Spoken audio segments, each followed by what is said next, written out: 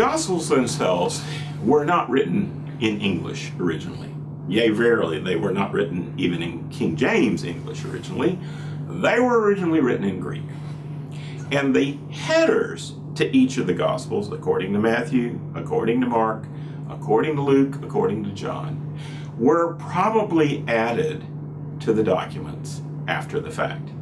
The inspired text begins with verse 1. You'll notice that the header is not part of any verse of any of those Gospels. So all four Gospels that we have in the New Testament are formally anonymous. That is, if all you had was verses 1 to the end of each of these Gospels, internally, the Gospels don't identify who wrote them, with the possible exception of the fourth Gospel, who tells us that the beloved disciple had something to do with the composition of the fourth Gospel.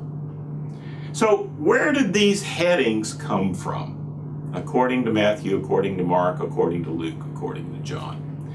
Well, it appears they come from the early Christian community, who in fact knew who was responsible for putting these Gospels together.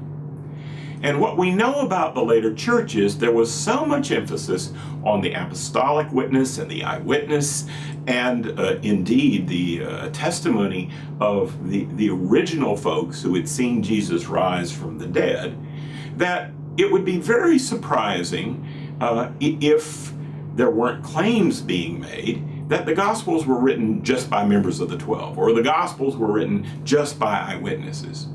So it's a bit of a shock to discover that two of what is claimed as the authors of the Gospels, Mark and Luke, there's no claim about them being eyewitnesses. There's certainly no claim about them being apostles.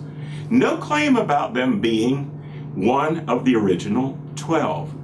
Now, this has all the marks of authenticity.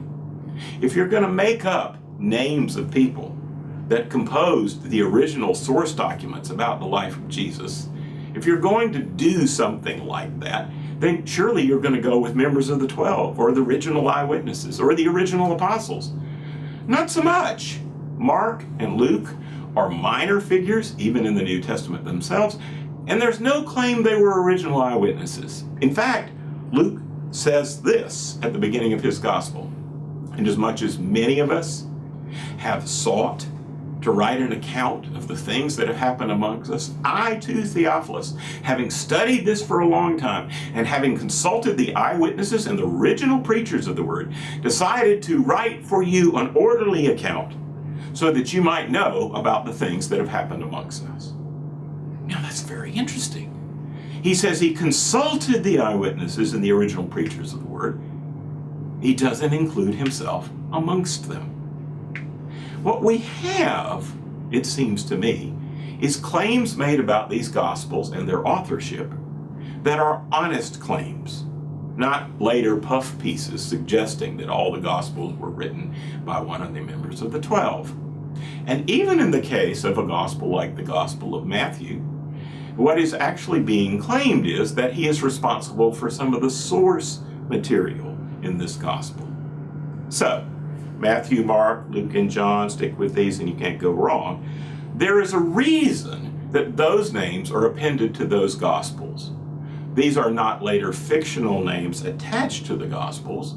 It's because, wait for it, Matthew, Mark, Luke, and John had something to do with the composition of these Gospels.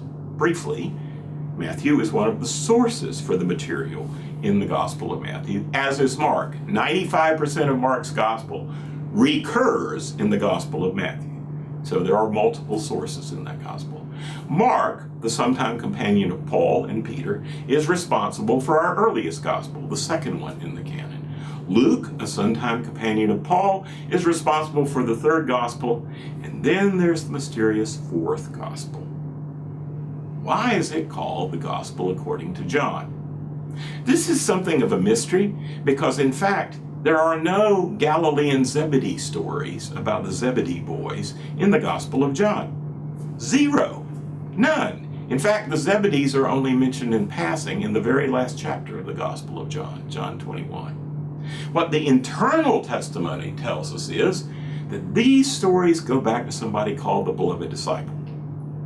Increasingly, scholars have said maybe the reason the Gospel of John is so different from the Synoptic Gospels, Matthew, Mark, and Luke, is precisely because this Gospel is the eyewitness testimony of a Judean disciple.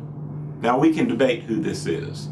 This might have been somebody named John. That's what Richard Bauckham in his work on the Gospel of John says. But it might have been somebody else, because there is somebody in the Gospel of John called the beloved disciple. It's Lazarus. Go back and read John 11. In the story about the raising of Lazarus from the dead, we have the very first use of the phrase, the one whom you love. Mary and Martha write to Jesus, who is far away from Bethany, Lord, the one whom you love is dying. Who is this? Who is this beloved disciple, this person beloved of Jesus? Well, it's Lazarus. My personal belief is that Lazarus is the beloved disciple, but that a man by the name of John, who was also responsible for the book of Revelation, John of Patmos, put together the memoirs of the beloved disciple, and it came to be called the Gospel of John. So one more time, Matthew, Mark, Luke, and John. There are reasons these labels were later appended to the Gospels, but they were appended to the Gospels after they were already being collected together. You don't call something the Gospel according to X unless there's also the Gospel according to Y or Z. So at the point in time when they were collecting these four Gospels together, they got these labels, Matthew, Mark, Luke, and John. And what we can say is that these are authentic, genuine, and accurate labels about the people who were involved in the composition of these documents.